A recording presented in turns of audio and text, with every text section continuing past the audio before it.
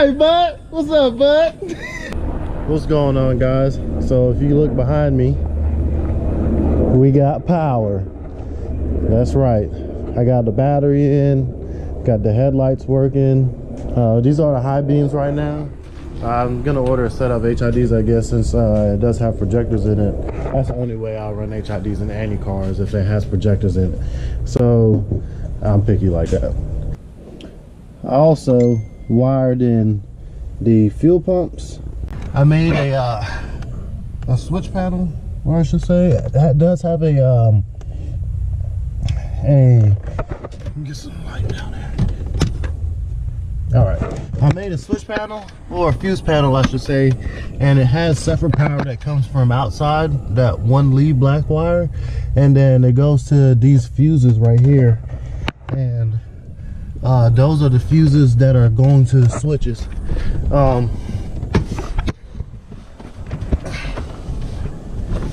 If you can tell, oh, that's the intake pump, but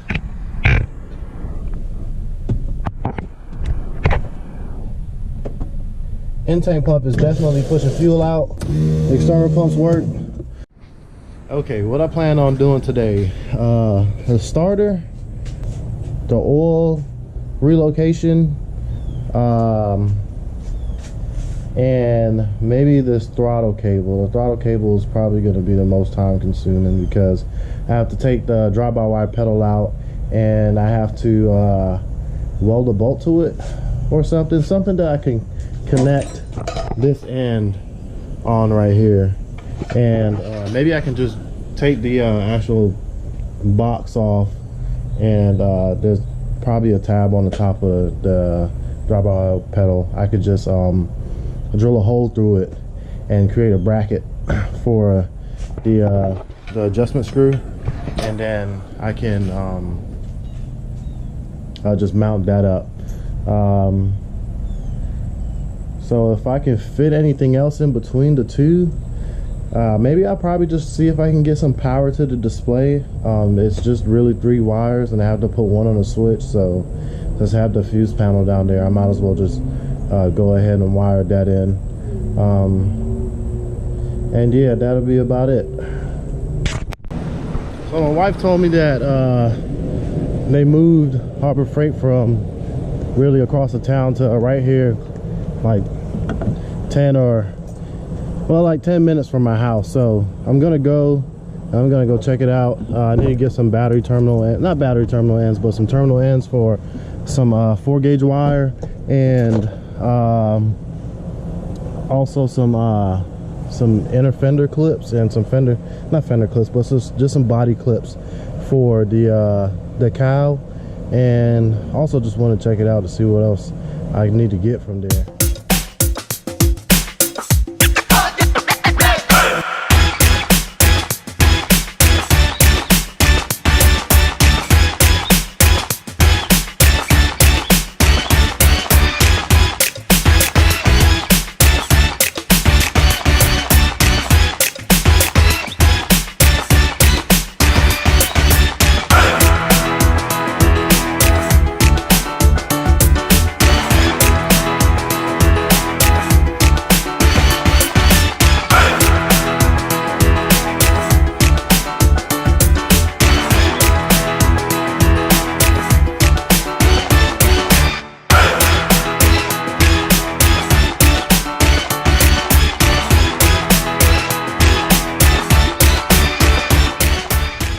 Hey, it is here, and it is open. So we're gonna go in here, we're gonna get some stuff, and then I'll check in back with you guys. All right, guys, so I'm under the car right now. I'm not sure how much light I have down here.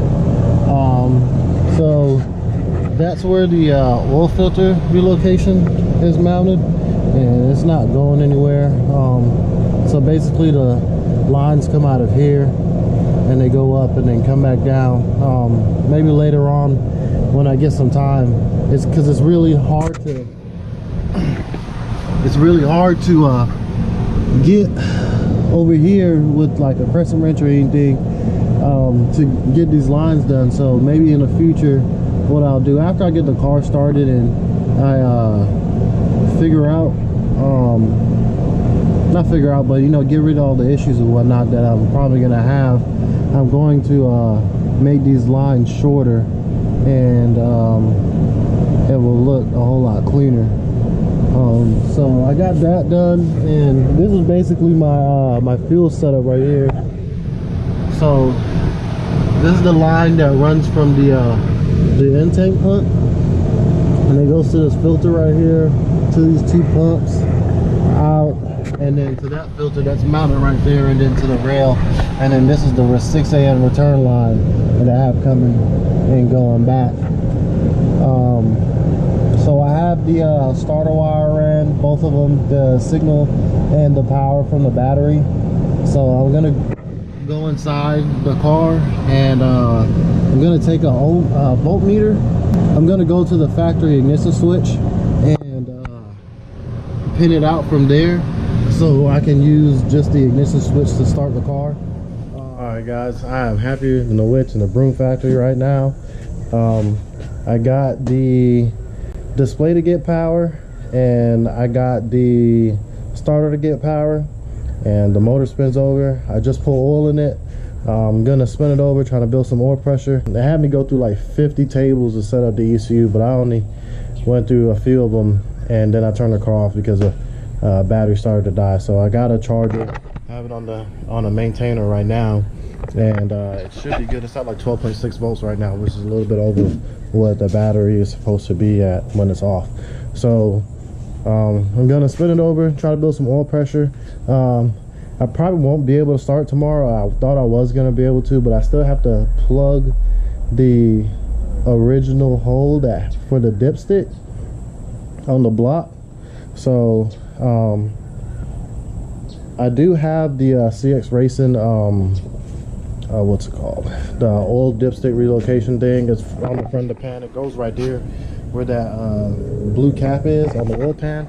I have it inside the house. I just gotta pre-make the lines and then put it on, but I'm just gonna build some oil pressure, and then I'm gonna wrap it up for today.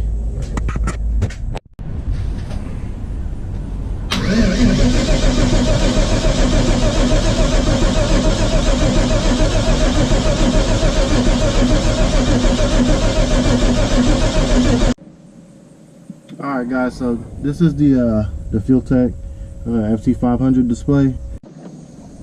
I have it mounted in the factory gauge cluster location, simply because the only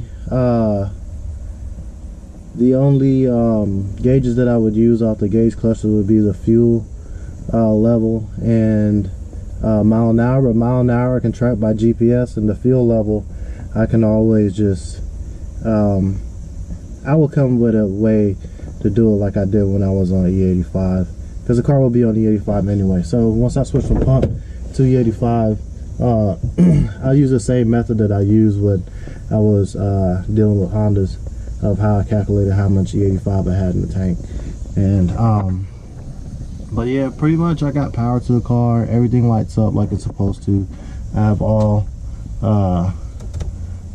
the exterior lights work, all the interior lights work, so the sunroof works.